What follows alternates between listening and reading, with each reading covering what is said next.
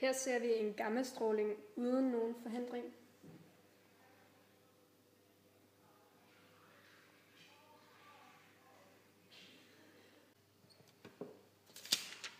Nu prøver vi så med papir som forhindring.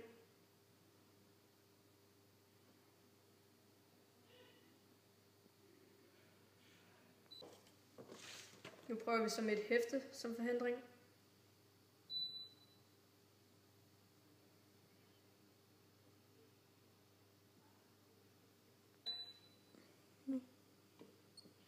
Og nu prøver vi så med en bog som forhindring.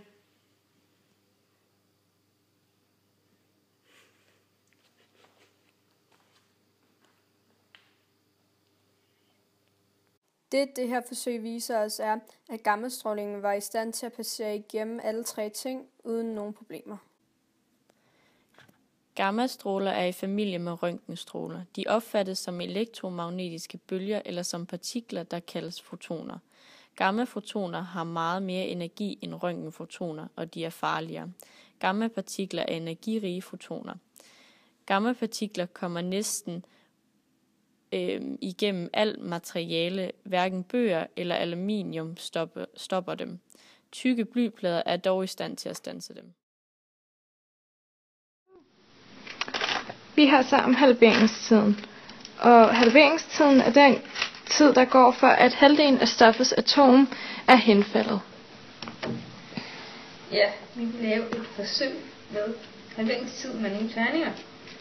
Det vi gør, det er, at hver eneste af de her terninger, vi har 26 i alt, og hver eneste skal forestille en atomkerne, som henfalder af stof. Ja, og vi kaster jo så hver 30 sekund for at vise, at der henfalder nogle atomer. Kerner.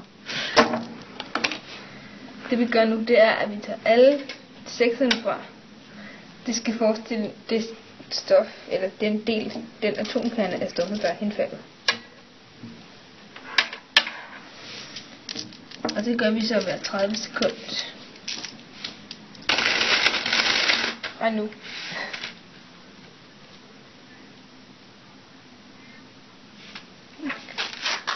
Så når der er gået 30 sekunder, kaster vi.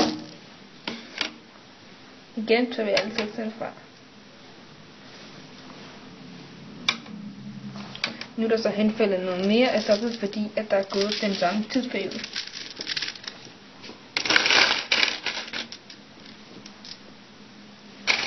Vente 30 sekunder en gang til. Så kaster vi igen. Fjerner vi sekserne igen, fordi at nu er der jo gået 30 sekunder mere, så er der mere af stoffet, der er henfaldet.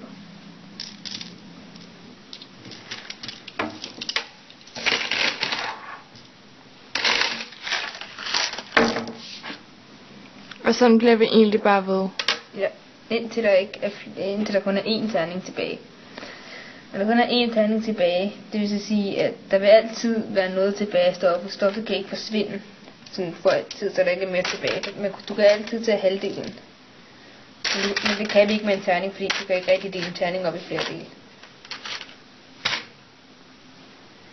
Den kunne sådan noget kunne vi godt.